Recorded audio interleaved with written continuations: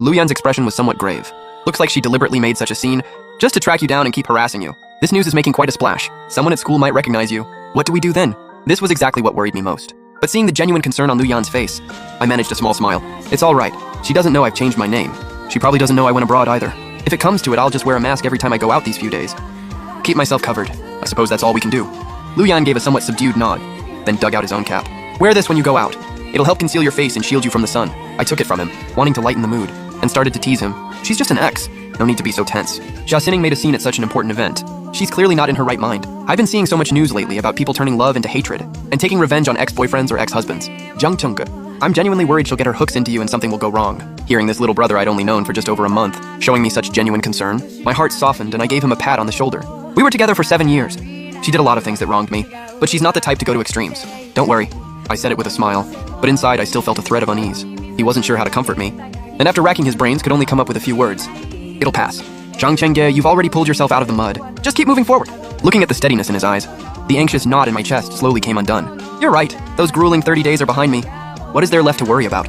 The day after the wedding, the Xia family announced that all of Xia Xining's work at the Xi Group would be suspended indefinitely, and the Shen family announced that all 3 projects currently under collaboration with the Xi family were to be terminated immediately. The 50th day since I had vanished, and Xia Xining still had not obtained any trace of my whereabouts. Gossip about him was flying across the internet, but it all circled around old grievances. Not a single person had dug up where I was. That fierce determination Xia Xining had carried to find me was being worn away by the relentless passage of time. He grew less and less able to return to that hollow villa, couldn't bring himself to open the messages his secretary sent, and now even hearing the 2 syllables of Jiang Chen's name would trigger a reactive outburst of rage. The Xia family had cut off all his cards. He could no longer spend lavishly as he once had, to numb the chaos in his heart. Even his close friends had lost confidence, all urging him to let go and make peace with his family. In Xia Xining's 24 years of life, this was the first time he had suffered such a blow. He drank every day, smashed things when he was drunk, wept and screamed himself hoarse calling my name, endlessly repenting. But alcohol could only numb his mind for so long.